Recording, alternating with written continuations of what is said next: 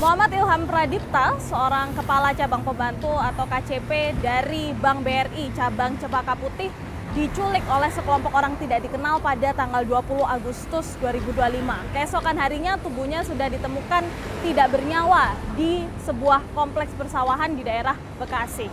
Hingga kini kepolisian telah menangkap 15 orang tersangka dari kasus ini yang terdiri dari para penculik, eksekutor maupun otak atau dalang dari kasus ini. Tapi apa motif dibalik pembunuhan ini? Mengapa nyawa Ilham dapat melayang oleh sekelompok orang ini? Hari ini kita akan menuju ke tempat kejadian perkara, lokasi penculikan Ilham, dan kita akan lihat seperti apa kondisi di sana. Nantinya kita juga akan menemukan fakta-fakta dari kasus ini. Saya Kristanti Yosefa, Anda menyaksikan Fakta.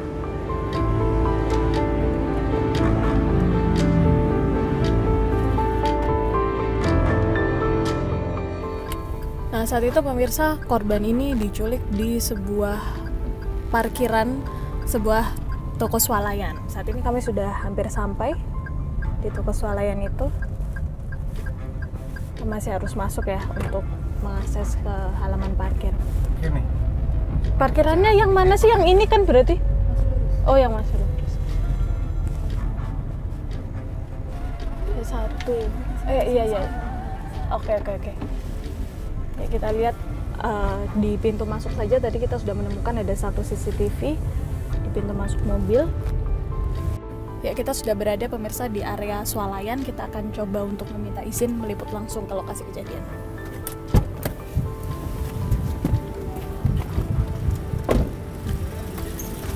Pak, iya kami dari media. Iya, mau minta izin buat meliput ke lokasi kejadian yang kemarin penculikan. Tidak boleh ada liputan, mohon maaf.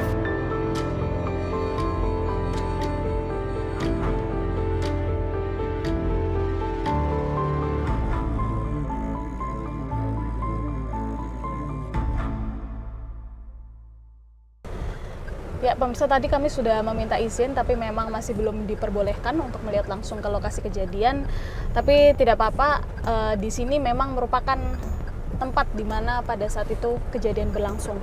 Kita akan coba keluar pemirsa. Kalau Anda lihat ya, sebetulnya untuk masuk maupun keluar ini memang melalui area palang pintu yang sama begitu.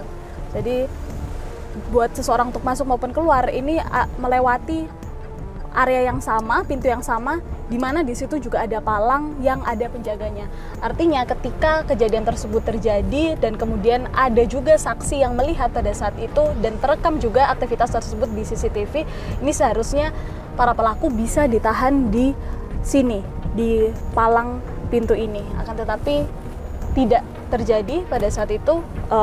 Para pelaku ini bisa dengan mudah lolos, padahal pada saat itu juga masih terhitung sore hari masih terang begitu ya. Kita juga bisa lihat ya, kalau di sini juga ada CCTV yang menangkap mobil yang keluar masuk, kemudian siapa saja orang-orang yang ada di dalamnya. Nah, kalau kita lihat dalam rekaman CCTV memang pemirsa pada saat itu korban ini sedang berusaha berjalan ke mobilnya, akan tetapi belum sampai masuk ke dalam mobilnya ada 4 orang keluar dari mobil putih yang terparkir tepat di sebelah mobil korban, dan kemudian 4 orang ini langsung menyergap korban. Korban sempat berusaha melepaskan diri, akan tetapi tidak bisa, akhirnya dibawa masuk ke dalam mobil dan kemudian pergi begitu saja dari lokasi TKP sampai akhirnya ditemukan meninggal dunia keesokan harinya. Saat ini kami akan menuju ke lokasi TKP yang kedua, yakni tempat penemuan jenazah korban pada keesokan harinya setelah diculik. Letaknya ini berada di Desa Nagasari, Kabupaten Bekasi. Kita akan menuju ke sana. Kita temukan faktanya.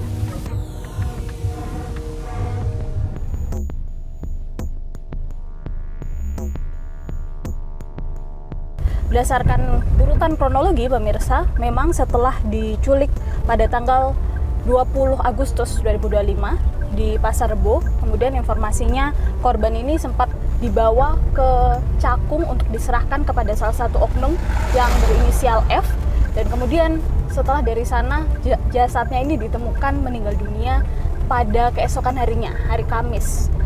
Pada pagi hari sekitar pukul 4:30 atau 5:30 waktu Indonesia Barat.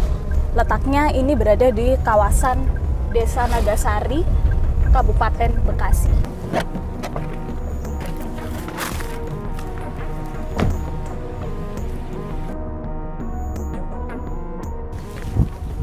Permisi. Assalamualaikum, Bu. Mau nanya, TKP yang kemarin penemuan jenazah itu di mana ya, Bu? Sana ada itu 2 TV. Oh, di situ. Ya. Masih ada garis kuning polisinya? Nggak ada. Oh, udah nggak ada. Coba di Semak-Semak tuh yang sebelah sini kan. Jangan terlalu sebelah sana, sebelah sini kan ada nih sarung tangan, masih ada sarung tangannya. Oh, masih ada sarung tangannya Ya, juga. yang bekas itu megang jenazah. Oh, bekas megang jenazah. Iya, masih ada sarung tangan di sebelah situ. Oh, waktu itu Ibu lihat waktu penemuan? Enggak, Oh, siapa yang nemuin, Bu? sama aspal. Tadi orangnya ada di sana, di material tadi ada. Oke deh kalau gitu. Terima kasih, Bu. Siapa namanya? Mambot. Mambot ya. Makasih ya, Mbak ya. Kita akan coba mencari saksi yang pertama kali menemukan korban ketika sudah dibuang di sana. Informasi yang kami dapatkan dari warga, ini rumahnya terletak di sekitar sini.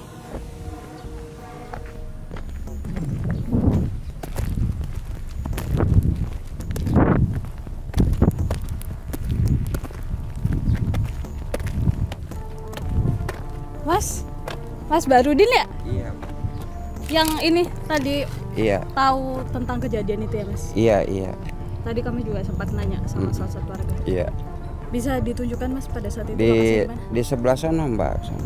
Oke, bisa kita ke sana, Mas? Bisa. Oke, tolong tunjukkan Iya. ya, Mas, jalannya. Iya.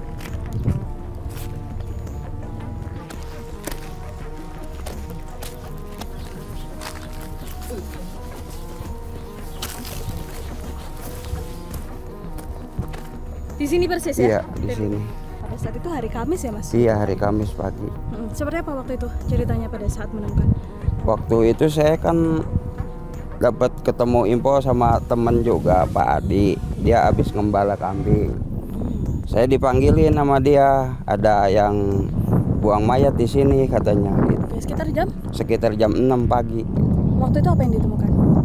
Ya, posisi jasadnya di sini udah tertelungkup, kepalanya dilakban, tangannya diikat tali rapia warna merah, sama kaki dilakban, posisi tengkurap mayatnya.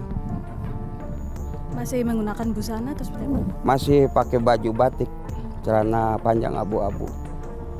Terlihat luka nggak pada saat itu? Di leher, di belakang memar, sama di sini di pinggang ada tusukan benda tumpul, sama di sini memar sebagian belah kiri perut. Udah itu aja. Ada darah seperti itu? Nggak ada.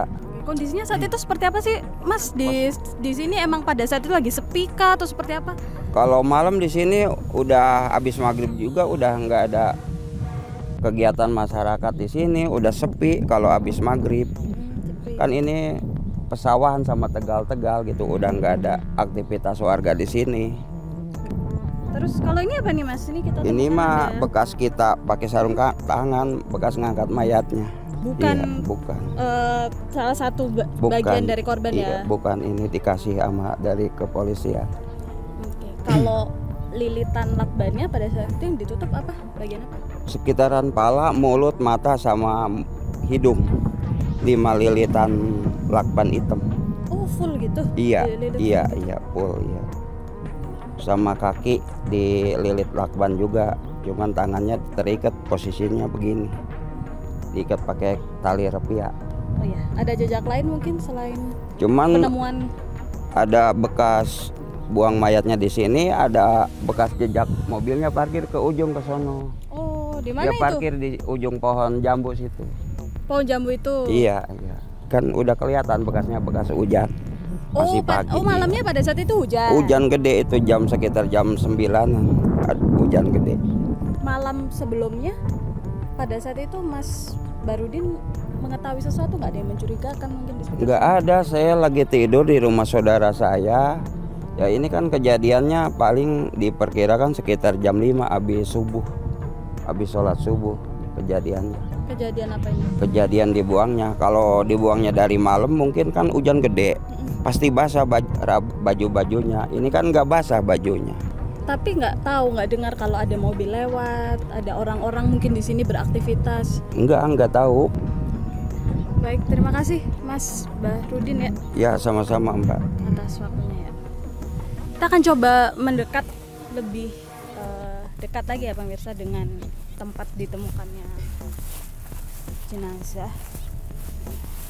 Ini posisinya persis di sini.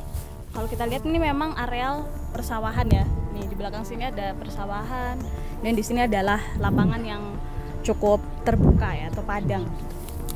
Nah, tapi yang menarik adalah posisi pembuangan jenazah atau mayat ini tidak ditutupi apapun. Jadi seolah-olah pelaku ini tidak berusaha juga untuk menyembunyikan atau seperti apa, hanya sekedar membuang saja. Karena berdasarkan penuturan tadi dari salah satu saksi, mayat ini hanya terletak begitu saja, tidak ditutupi dengan semak-semak. Padahal kalau kita lihat di sini banyak ya semak-semak, bisa ditutup. Posisinya pun juga agak cekung begitu. Akan tetapi hanya diletakkan begitu saja dengan posisi yang masih terikat, dengan posisi kepala juga dilakban begitu.